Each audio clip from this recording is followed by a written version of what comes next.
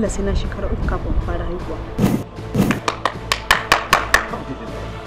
Dole mu sha suna. Yaya na ne kai yanzu mana. Tunda bayan tafiyar ka Allah ya kawo ni kuma kaga ya maye gurbin ka. Wannan wani irin wulaganci ne ya za a bi ni a dawo da ni. Kuma yanzu zo kina gama wani ya me gurbi na. Akwai tarihin cewa ana haifa yan biyu. Jiya na je gurin suna yanda na ji ana surutu a unguwan nan abin bai min daɗi ba kan maganar 'yan tagwayen nan da kai. Zarar bono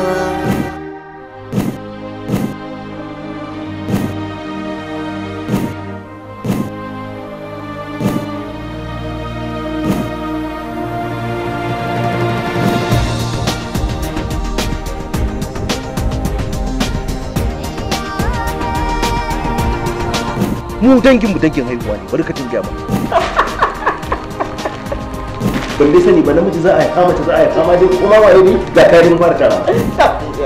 Lalle wannan kane da malamin masallaci. Daga jin ba ni da lafiya sai ka yi min fatan ciki? Ba irin hanya da baka yi mun ba ka jawo aka wulakanta ni.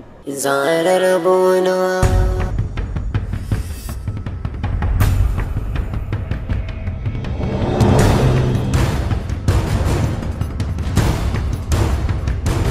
Kai ma ba za ka so daga aure a ce kawai mun haihu ko ba gaskiya ba.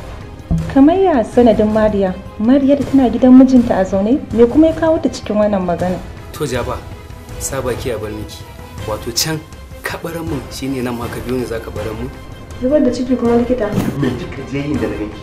Me yake damun ka da kaje ka samu rikan wannan tawa ka firgita ta kake mata barazana? Wani zaki ce kike kuka?